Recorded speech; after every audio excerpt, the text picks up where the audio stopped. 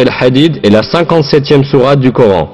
La valeur numérique du mot El-Hadid en arabe, autrement dit son abjad, est le même nombre, 57.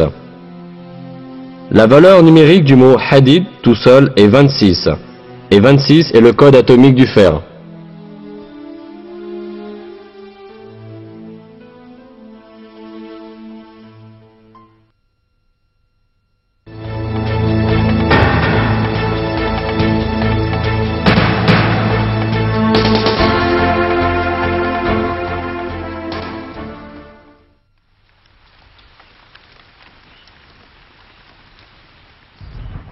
Un verset du Coran mentionne la fonction fécondatrice des vents et la formation de la pluie qui en résulte.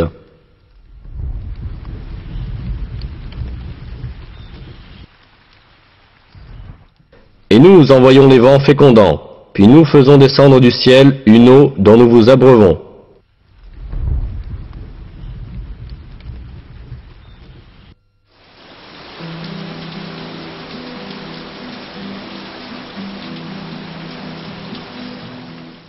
Ce verset souligne que le premier stade de la formation de la pluie est le vent.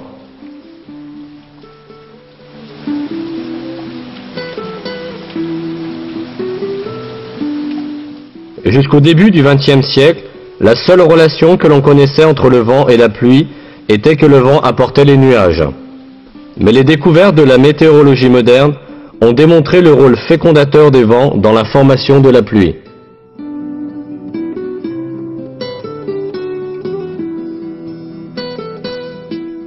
Cette fonction fécondatrice du vent agit de la manière suivante. À la surface des océans et des mers, d'innombrables bulles d'air sont formées par l'écume. Au moment où ces bulles éclatent, des milliers de minuscules particules, d'un centième de millimètre de diamètre, sont projetées dans l'air. Ces particules, qu'on appelle des aérosols, se mélangent à la poussière apportée de la Terre par les vents et sont transportées jusqu'aux couches supérieures de l'atmosphère.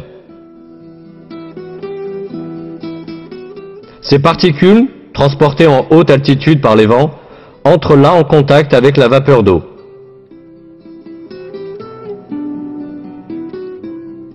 La vapeur d'eau se condense autour de ces particules et se transforme en gouttelettes d'eau. Ces gouttelettes d'eau s'assemblent d'abord pour former des nuages, puis tombent sur la terre sous forme de pluie. Comme on l'a vu, les vents fécondent la vapeur d'eau flottant dans l'air avec les particules qu'ils transportent de la mer, ce qui permet ensuite la formation des nuages de pluie.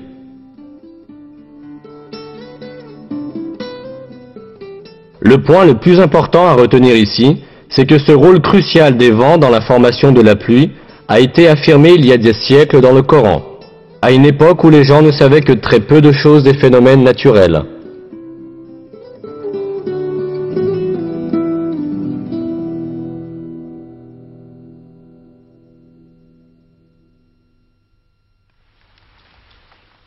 Un autre fait mentionné dans le Coran à propos de la pluie est qu'elle est envoyée sur terre selon une juste proportion.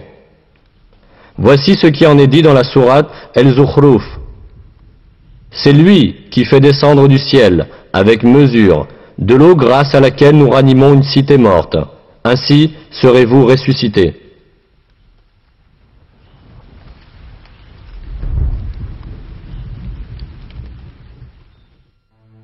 Cette mesure de la pluie a elle aussi été découverte par la recherche moderne. On estime qu'à chaque seconde, environ 16 millions de tonnes d'eau s'évaporent de la Terre. Ce chiffre s'élève à 513 000 milliards de tonnes d'eau en une année. Ce dernier chiffre est égal à la quantité d'eau qui tombe sur la Terre en une année. Cela signifie que l'eau circule continuellement en un cycle équilibré, selon une mesure. La vie sur Terre dépend de ce cycle de l'eau. Même si les hommes avaient employé toute la technologie au monde, ils seraient incapables de produire ce cycle artificiellement. Même une déviation mineure de cette quantité causerait très rapidement un déséquilibre écologique majeur qui conduirait à la fin de toute vie sur Terre. Pourtant, cela ne se produit jamais, et exactement la même quantité de pluie continue à tomber chaque année. comme cela est révélé dans le Coran.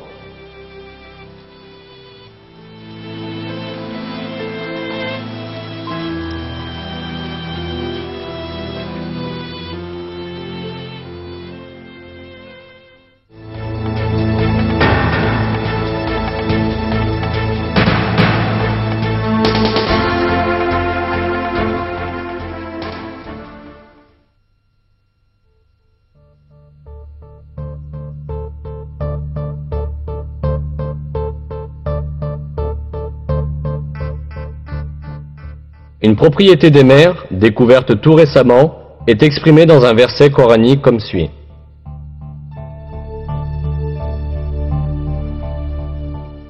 Il a donné libre cours aux deux mers pour se rencontrer. Il y a entre elles une barrière qu'elles ne dépassent pas.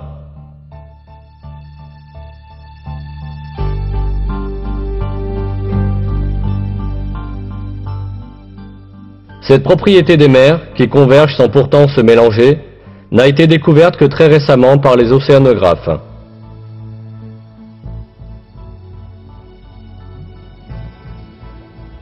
En raison d'une force physique, appelée la tension superficielle, les eaux des mers voisines ne se mélangent pas. Due à la différence de densité des mers, la tension superficielle empêche les mers de se mélanger les unes aux autres, exactement comme si un mur très fin les séparait. Ce qui est remarquable, c'est qu'à une époque où les gens ne connaissaient rien à la physique, à la tension superficielle ou à l'océanographie, ceci ait été révélé dans le Coran.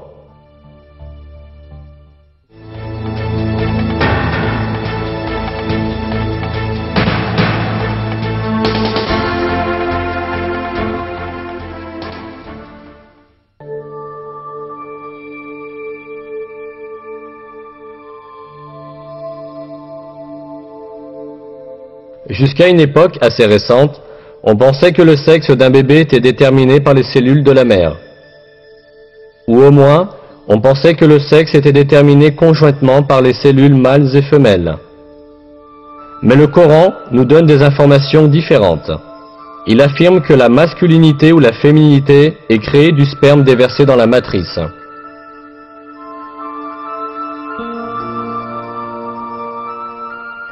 Et qu'il a créé le couple, le mâle et la femelle, à partir d'une goutte de semence éjaculée. Les progrès des disciplines de la génétique et de la biologie moléculaire ont validé scientifiquement l'exactitude de l'information donnée dans le Coran. On comprend maintenant que le sexe est déterminé par les cellules spermatiques provenant du mâle, et que la femelle ne joue aucun rôle dans ce processus. Les chromosomes sont les principaux éléments intervenant dans la détermination du sexe. 2 des 46 chromosomes qui déterminent la structure d'un être humain sont identifiés comme les chromosomes sexuels.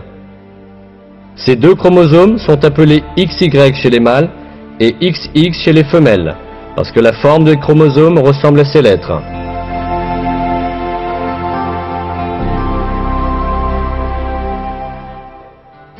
Le chromosome Y est porteur des gènes codant la masculinité, tandis que le chromosome X est porteur des gènes codant la féminité.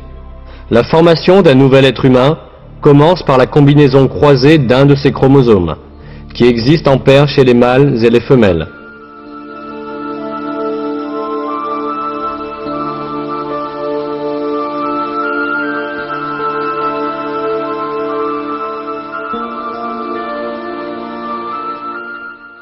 Si un chromosome X d'une femelle s'unit avec un sperme contenant un chromosome X, alors le bébé sera de sexe féminin.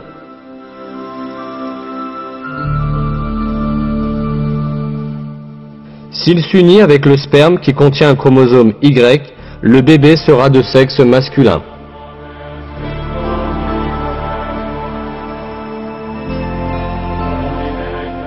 Autrement dit, le sexe d'un bébé est déterminé par celui des chromosomes du mâle qui s'unit avec l'ovule de la femelle.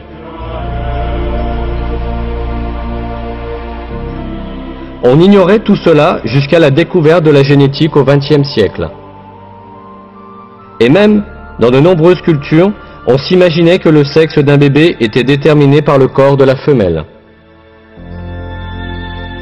C'est pourquoi les femmes étaient blâmées quand elles donnaient naissance à des filles.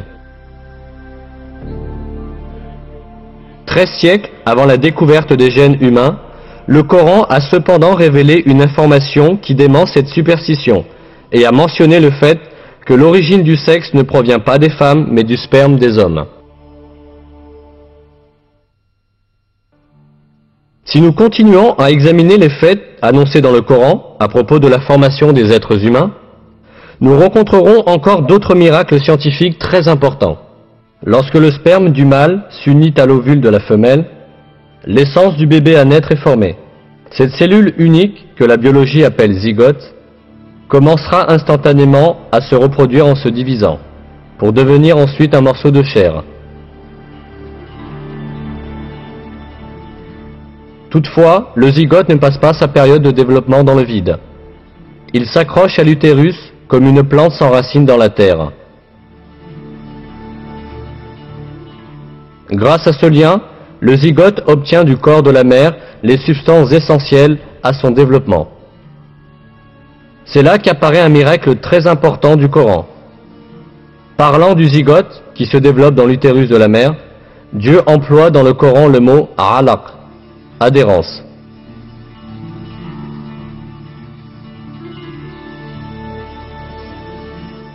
Lis, au nom de ton Seigneur, qui a créé l'être humain d'un alaq. Lis, car ton Seigneur est le très généreux.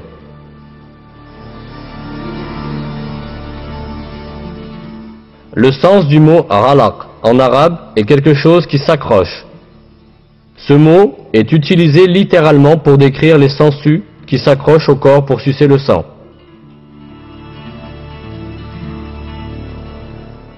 Ce n'est certainement pas par coïncidence qu'un mot si approprié est utilisé pour le zygote, ce développement dans l'utérus de la mère.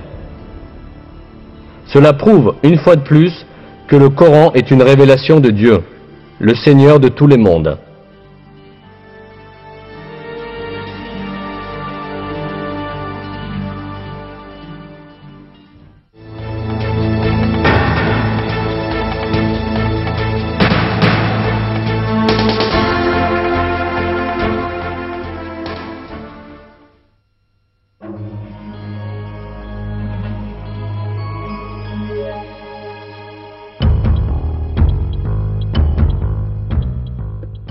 Lorsque le Coran nous dit qu'il est facile pour Dieu de ramener l'homme à la vie après sa mort, l'empreinte digitale de l'homme est particulièrement mentionnée.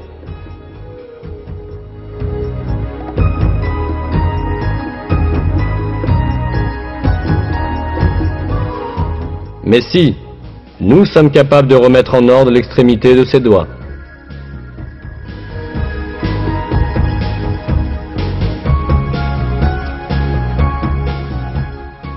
Cette allusion aux empreintes digitales a une importance particulière.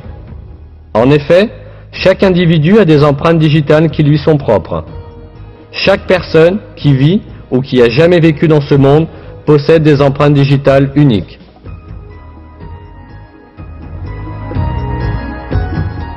C'est pourquoi les empreintes digitales sont reconnues comme un important moyen d'identification des personnes et sont utilisées dans ce but dans le monde entier. Mais ce qui est important ici, c'est que cette caractéristique des empreintes digitales n'a été découverte qu'à la fin du XIXe siècle. Avant cela, on considérait les empreintes digitales comme un simple dessin sans signification particulière. Cependant, dans le Coran, Dieu souligne l'importance de l'extrémité des doigts, qui n'attirait l'attention de personne à l'époque. Cette importance n'a été comprise qu'à notre époque.